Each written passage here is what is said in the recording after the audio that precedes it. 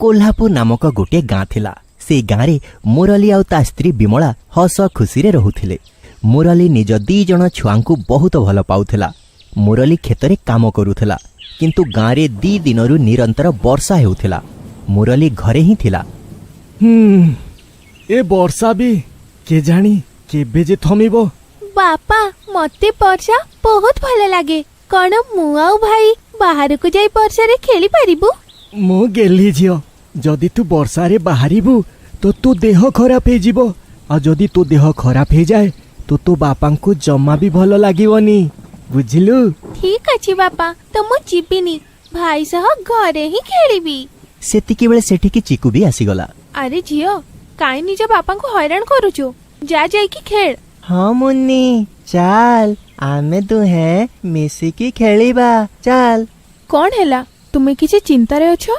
मु भाबुथिली जदि एई वर्षा एमिति लागी रहे तो आम खेतर अवस्था कौन होबो। जदि खेतरे पानी भरी जाए तो आम फसल सबू खराब हे जिवो। चिंता करनी, आमे कौन बा करि परिबा। ए सब तो भगवान का हातर कथा, से जेबे चाहिबे सेते बेले वर्षा रहिबो। विमला मु एबे भाबी सारिछि जे मते कौन करिवार अछि। मु एमिति ही चुपचाप बसी पारिबिनी, मते खेत को जीवाकू ही पड़िबो। विमला तू निजर आ छुआंकर ध्यान रखिबु, मु शीघ्र फेरी आसीबी। निज बापा को बाहर को जाउथुबार देखि चिको आ मुन्नी ताकू आसी कुंढी पकेइले। ना बापा, आमे तुमको जीवाकू दबुनी। हाँ बापा, एबे ही तो तुम्हें कहिथिला कि वर्षा रे बाहर को गले देह खराब हेबो बोली, आ एबे तुमे बाहर को जाउछ। सुनुछ, तुमे जाओनी ना, टिके बाहर को तो देखो, आंठू जाए पानी अछि। अरे पिले मते किछि भी हबनी, मु शीघ्र जाई फेरी आसीबी। विमला छुआंक ध्यान रख। एतिकी कही मुरली घरु बाहरी पड़िला। एते जोरे वर्षा हेउथिला जे ता आंठू जाए पानी थिला। जेबे मुरली ता खेत को जाउथिला सेतिकी बेले ता आखि नईर बंध उपरे पड़िला। नईर बंध को देखि सी आश्चर्य हेगला, कारण गाँ नई बंधटी बड़ बड़ पत्थर को रखी तैयारी करा जाइथिला, जहा की भांगिबा अवस्था रे थिला। हे भगवान, मु ये कौन देखुची? ये बंध केते बेले भी भांगी जाई पारे। जदि ये बंध भांगी जाए तो पूरा गाँ ध्वंस हो जिवो, पूरा गाँटी जलमग्न हो जिवो। एबे एबे एबे मु कौन करिवि? मो पाखरे तो बेसी समय भी नहीं जे मु गाँर सबू लोकन को डाकी की आनिबी। मते एका ही किछि करिबाकू पड़िबो। मुरली कौन करिवो से किछि भी बुझी पारु नथिला। तापरे मुरली जाई सेई पाखरे थिबा बड़ बड़ पत्थर को उठेई बंधरे लगेबाकू लागिला, किंतु पानीर स्रोत एते बेसी थिला जे से पत्थर गुड़िक मझिरु भी पानी बाहरिबाकू लागिला। हे भगवान, मते सहाय्य कर। मुरली नईर बंध को बंद करि पारिलानी। आउ देखु देखु नई बंध पूरा पूरी भांगी गला। आउ नईर पानी थरकरे गाँ भीतर पशिगला। आउ नई बंध भांगिला मात्रे ही मुरली सेई बड़ बड़ पत्थर तले दबिगला। आ ता सहित पानी मुरलीर सेठी मृत्यु हेगला। आउ गाँ रे बन्या आसीगला। आउ गाँ लोके निज निज जीवन बंचेबा पई एपटे सेपटे दौड़ीबाकू लागिले, कारण एबे सेमानक घरे पानी पशि सारिथिला। अरे भाई माने, अरे गाँ रे बन्या आसी जाइछि, समस्ते निज निजर जीवन बंचाओ। विमला निजर 2 छुआंकू गोटे उच्च जगार बसई निजे पानी रे छिड़ा हेगला। विमलार अंटा जाए पानी थिला। चिकुर बापा एजाए आसी नाहंती। हे भगवान, से कोनोसी असुविधा रे नथांतु, भगवान तांको रक्षा करिवो। माँ, बापा तो कहिथिले जे शीघ्र आसी जिबे, किंतु से तो एजाए आसिलेनी। आउ माँ, पानी तो बढ़ी बारे लागिछि, जदि आमे पानी रे पूरी गले तो? मुन्नी एमिति कुहंतिनी, देखिबु बापा एबे आसी जिबे, आउ सिए हमको बंचेई नेबे। पिले एबे जागा आम पई सुरक्षित नुहे, आमको छात ऊपर को जीवाको हेबो। विमला निज छुआ मानकु छात ऊपर को नहीं गला। पूरा गाँ रे पानी पशि सारिथिला। लोकंक घर सबु अधा अधा बुड़ी रहिथिला। सबु लोके निज निज छात ऊपर जाई रहुथिले। किछि लोक पानी घेर रे फसी रहिथिले, आउ सहाय्य पई पार्टी करुथिले। अरे अरे अरे अरे केही बंचा मते। अरे केही तो बंचाओ, मते केही सहाय्य करो। बन्यारे लोक माने एपटे सेपटे फसी रहिथिले। आ पानीर स्तर बढ़ी चलीथिला। सेतिकी बेले गोटे पिला पानी रे पड़ी छटपट हेबाकू लागिला। सेतिकी बेले मुरलीर भूत आसी से छुआकू निज कांध उपरे बसई नेला। पुआ, तते किछि हबनी, एबे मु आसी जाइछि, मु तुम समस्तंकु बंचेई नेबी। तू तो भूत मते खाई जीबू। हाँ छाड़ी दे मते, छाड़ी दे मते, छाड़ी दे भूत भूत। भूत पानी रे पहरी पहरी से छुआକୁ ନେଇ ତା ମା ପାଖରେ ଛାଡ଼ିଦେଲା। ଅନ୍ୟପଟେ ଗାଁର ଜଣେ ଲୋକ କହ୍ନେୟା ପାଣିରେ ବୁଡ଼ିବାକୁ ଯାଉଥିଲା। ସେତିକି ବେଳେ ସେଠିକି ଭୂତ ଆସିଗଲା। तू तो भूत भଳି ଲାଗୁଛୁ।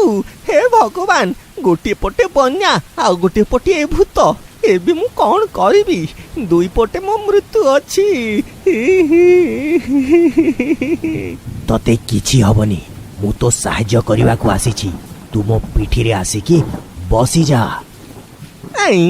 ଏ ଲାଗୁଛି ଏଇ ଭୂତଟା ଭଲ ଭୂତ। ଏବେ ତ ନିଜ ଜୀବନ ବଞ୍ଚେଇବାରେ ହିଁ ଲାଭ ଅଛି। ଯଦି ଜୀବନ ବଞ୍ଚୁଛି ସେ ଭୂତ ହେଲେ ବି ଚଳିବ।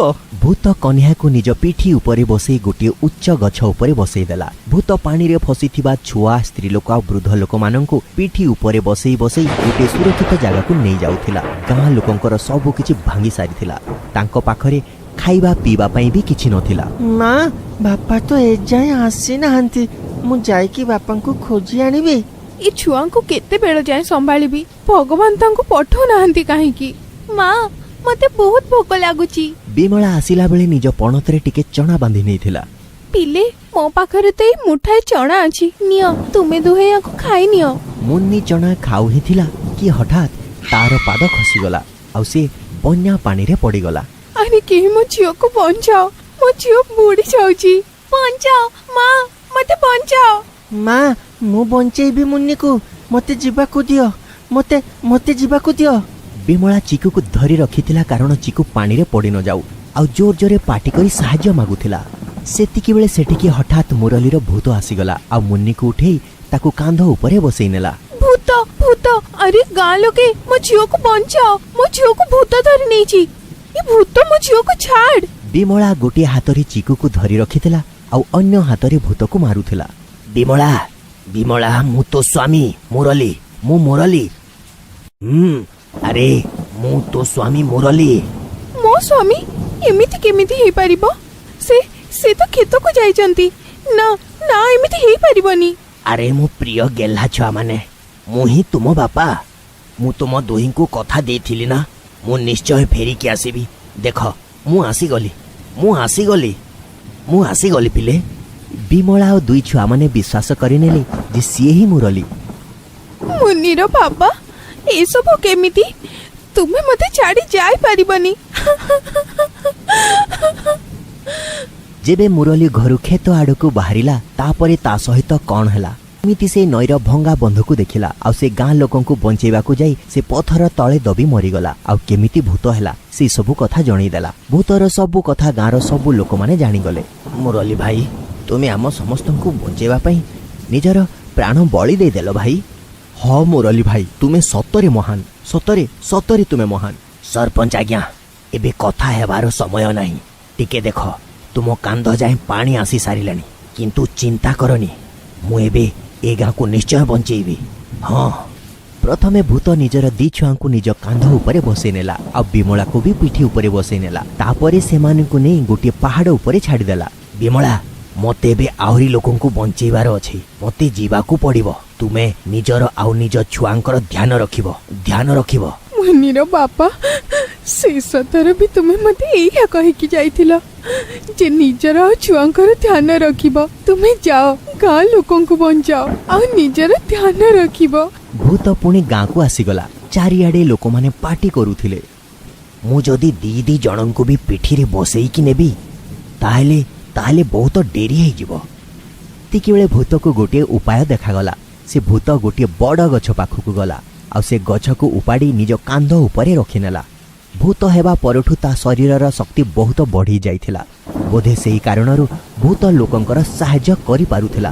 ସରପଞ୍ଚ ଆଜ୍ଞା, ଆପଣ ଗୋଟିଏ କାମ କରନ୍ତୁ, ଛୁଆ ଆଉ ସ୍ତ୍ରୀ ଲୋକଙ୍କୁ ଏଇ ଗଛ ଉପରେ ବସାଅ ଯାହାକୁ କାନ୍ଧରେ ଧରିଛି।